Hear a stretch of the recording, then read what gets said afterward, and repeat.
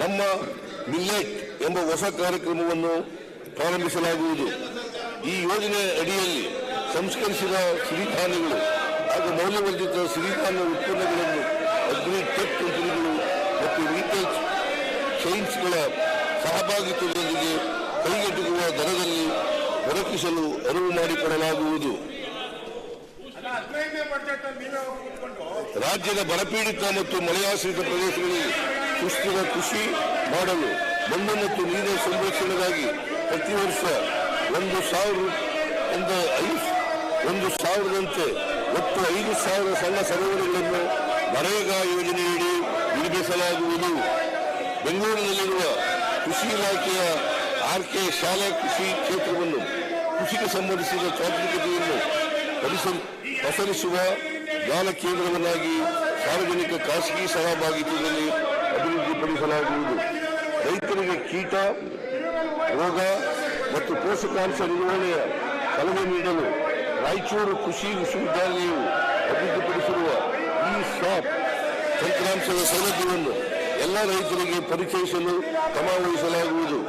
ಆಹಾರ ಸಂಸ್ಕರಣಾ ವಲಯವು ರೈತರ ಆದಾಯ ಹೆಚ್ಚಿಸುವಲ್ಲಿ ನಿರ್ಣಾಯಕ ಪಾತ್ರವನ್ನು ವಹಿಸುತ್ತದೆ. ಕೃಷಿ ಉತ್ಪನ್ನಗಳು ವ್ಯರ್ಥವಾಗದಂತೆ ತಡೆಯಲು ಹಾಗೂ ಬೆಳೆಗಳಿಗೆ ಸಮರ್ಪಕ ಬೆಲೆ ದೊರಕಿಸುವ ಸಲುವಾಗಿ ಕೃಷಿ ಇಲಾಖೆಯ ಅಧೀನದಲ್ಲಿ ಪ್ರತ್ಯೇಕ ಆಹಾರ ಸಂಸ್ಕರಣಾ ಆಯುಕ್ತಾಲಯ ರಚಿಸಲಾಗುವುದು. ಇದರ ಮೂಲಕ ವಿವಿಧ ಇಲಾಖೆಗಳಲ್ಲಿರುವ ಆಹಾರ ಸಂಸ್ಕರಣೆಗೆ ಸಂಬಂಧಿಸಿದ ಎಲ್ಲ ಯೋಜನೆಗಳನ್ನು ಒಗ್ಗೂಡಿಸಿ ಪರಿಣಾಮಕಾರಿಯಾಗಿ ಅನುಷ್ಠಾನಗೊಳಿಸಲಾಗುವುದು. ಕೃಷಿ ಮತ್ತು ತೋಟಗಾರಿಕೆ ಉತ್ಪನ್ನಗಳ ರಫ್ತನ್ನು ಉತ್ತೇಜಿಸಲು ಕರ್ನಾಟಕ ರಾಜ್ಯ ಕೃಷಿ ಉತ್ಪನ್ನಗಳ ಸಂಸ್ಕರಣೆ ಮತ್ತು ರಫ್ತು ನಿಗಮ ನಿಯಮಿತ ಸೆಪೆಕ್ ಸಂಸ್ಥೆಯನ್ನು ಬಲಪಡಿಸಲು ಕ್ರಮವಹಿಸಲಾಗುವುದು. ಪ್ರಸಕ್ತ ಸಾಲಿನಲ್ಲಿ ಈ ಉದ್ದೇಶಕ್ಕಾಗಿ PMFME ಯೋಜನೆ ಅಡಿಯಲ್ಲಿ 80 ಕೋಟಿ ರೂಗಳನ್ನು ಒದಗಿಸಲಾಗುವುದು. ಕೃಷಿ ಮತ್ತು ತೋಟಗಾರಿಕೆ ಉತ್ಪನ್ನಗಳ ಸಂಸ್ಕರಣೆ, ಮೌಲ್ಯವರ್ಧನೆ ಮತ್ತು ರಫ್ತನ್ನು ಉತ್ತೇಜಿಸಲು ರಾಜ್ಯದಲ್ಲಿರುವ ವಿಮಾನ ನಿಲ್ದಾಣಗಳ ಹತ್ತಿರದಲ್ಲಿ ಸಾರ್ವಜನಿಕ ಖಾಸಗಿ ಸಹಭಾಗಿತ್ವದಲ್ಲಿ ಆಹಾರ ಪಾರ್ಕ್ಗಳನ್ನು ಸ್ಥಾಪಿಸಲಾಗುವುದು. ಪ್ರಸಕ್ತ ಸಾಲಿನಲ್ಲಿ ಶಿವಮೊಗ್ಗದ ಸೋಗಾನೆ, ವಿಜಯಪುರದ ಇಟ್ಟಂಗಿಹಾಳ ಮತ್ತು ಬೆಂಗಳೂರು ಗ್ರಾಮಾಂತರ ಪೂಜನಹಳ್ಳಿಯಲ್ಲಿ ಸ್ಥಾಪಿಸಲಾಗುವುದು.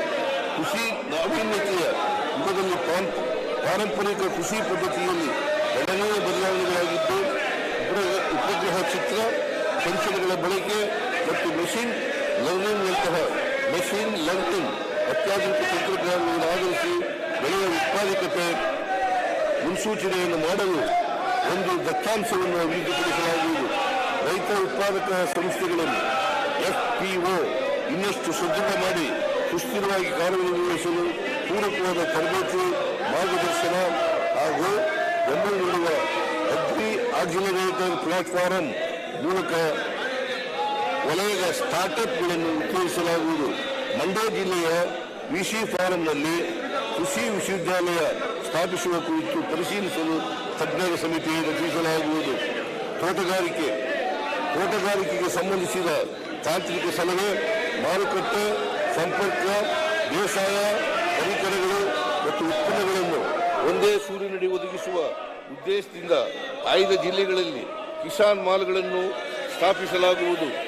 ರಾಜ್ಯದಲ್ಲಿ 40,000 ಹೆಕ್ಟೇರ್ ಪ್ರದೇಶದಲ್ಲಿ ಬೆಳೆಯುತ್ತಿರುವ ಪುಷ್ಪ ಬೆಳೆಗಳ ಮಾರಾಟ ಮತ್ತು ರಫ್ತನ್ನು ಉತ್ತೇಜಿಸಲು ಬೆಂಗಳೂರಲ್ಲಿ ಸುಸಜ್ಜಿತವಾದ ಅಂತಾರಾಷ್ಟ್ರೀಯ ಮಟ್ಟದ ವಾಣಿಜ್ಯ ಪುಷ್ಪ ಮಾರುಕಟ್ಟೆಯನ್ನು ಸಾರ್ವಜನಿಕ ಸಹಭಾಗಿತ್ವದಲ್ಲಿ ಸ್ಥಾಪಿಸಲಾಗುವುದು. ತೋಟಗಾರಿಕೆ ಬೆಳೆಗಳ ಸಂಸ್ಕರಣೆ ಮತ್ತು ರಫ್ತಿನ ಪ್ರಮಾಣ ಹೆಚ್ಚಿಸಲು ಕೊಯ್ಲೋತ್ತರ ನಿರ್ವಹಣಾ ಕೇಂದ್ರ, ಪ್ಯಾಕ್ ಹೌಸ್ ಹಾಗೂ ಮೌಲ್ಯವರ್ಧನಾ ಸಂಸ್ಕರಣಾ ಘಟಕಗಳನ್ನು ಸಾರ್ವಜನಿಕ ಖಾಸಗಿ ಸಹಭಾಗಿತ್ವದಲ್ಲಿ ಸ್ಥಾಪಿಸಲಾಗುವುದು. ರಾಜ್ಯದಲ್ಲಿ ಅಡಿಕೆ ಬೆಳೆಯಲ್ಲಿ ಕಂಡುಬರುವ ಮಾರಕ ರೋಗಗಳನ್ನು ನಿಯಂತ್ರಿಸಲು ಪೂರಕವಾದ ಸಂಶೋಧನೆ ಹಾಗೂ ಸಸ್ಯ ಸಂರಕ್ಷಣೆ ಚಟುವಟಿಕೆಗಳನ್ನು ಕೇಂದ್ರ ಸರ್ಕಾರ ಸಹಯೋಗದೊಂದಿಗೆ ಕೈಗೊಳ್ಳಲಾಗುವುದು. ತೋಟಗಾರಿಕೆ ಬೆಳೆಗಳಲ್ಲಿ ಹೆಚ್ಚು ಇಂಗಾಲವನ್ನು ಹಿಡಿದಿಟ್ಟುಕೊಳ್ಳುವ ಬೆಳೆಗಳನ್ನು ಗುರುತಿಸಿ ಅಂತಾರಾಷ್ಟ್ರೀಯ ಮಾರುಕಟ್ಟೆಯಲ್ಲಿ ಕಾರ್ಬನ್ ಕ್ರೆಡಿಟ್ ರೂಪದಲ್ಲಿ ಮಾರಾಟ ಮಾಡುವ ಮೂಲಕ ರೈತರು ಹೆಚ್ಚಿನ ಆದಾಯ ಗಳಿಸಲು ಅನುಕೂಲವಾಗುವಂತೆ ಉತ್ತೇಜನ ನೀಡಲಾಗುವುದು. ರಾಜ್ಯದಲ್ಲಿ